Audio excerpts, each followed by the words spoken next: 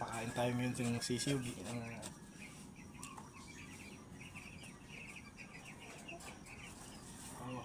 Water first, water first.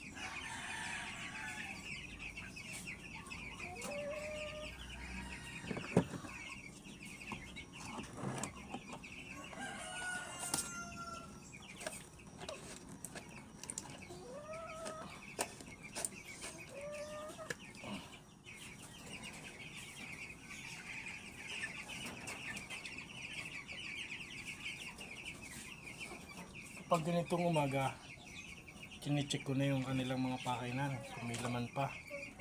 Tapos nililinis ko yung kanilang painuman para safe.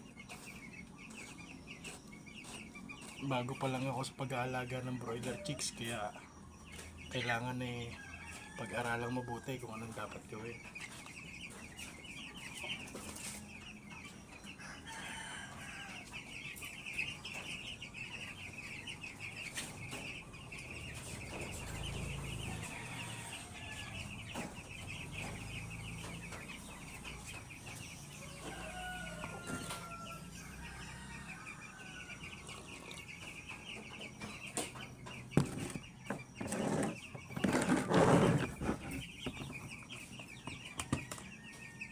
Saan yung bakal?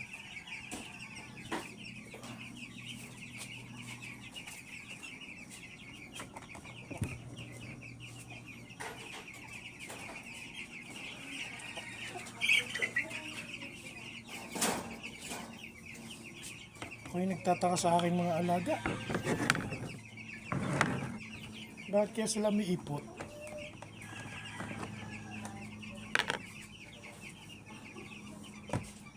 Simulat sa pool na sila dumating dito, may ipot na sila.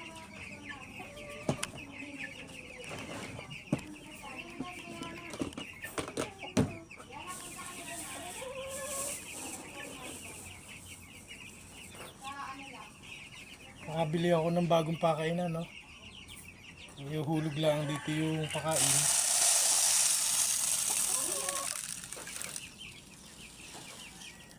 Tapos antay nila maubos.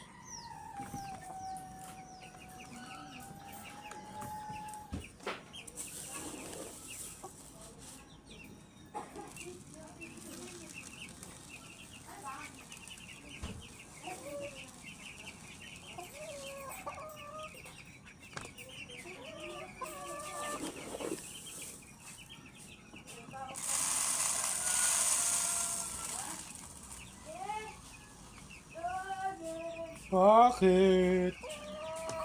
Hi. Sama namin si Kate. Kiss na. Please. Kiss. Bye-bye. Bye-bye. Kiss ko. Bye. Porket di ako naligo, hindi mo na ako nahalikan.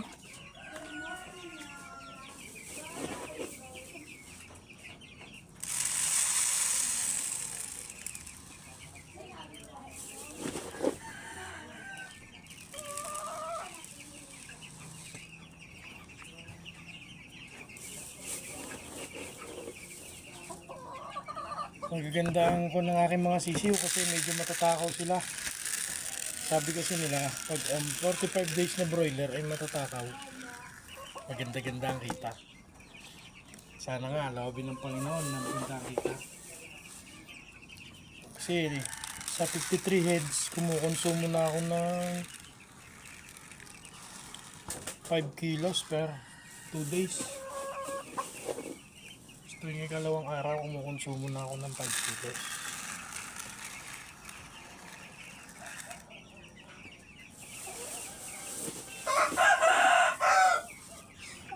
Gaya ngayon, mamaya bibili na naman ako ng patuka.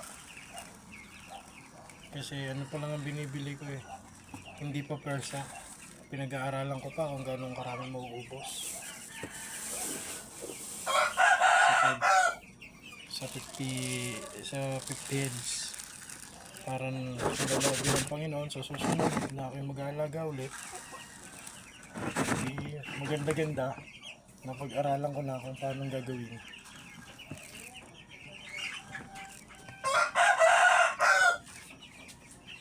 Meron din pala akong mga Rhode Island na manok, kaya lang 3 piraso pa lang. Yung inahin ko is native. Tapos yung tandang ko galing kay Consi Manny. Nagbigay sa akin ng Rhode Island na manok. Tandang. Lobe ng Panginoon, dumami rin yung paitlogin din. Yung maingay.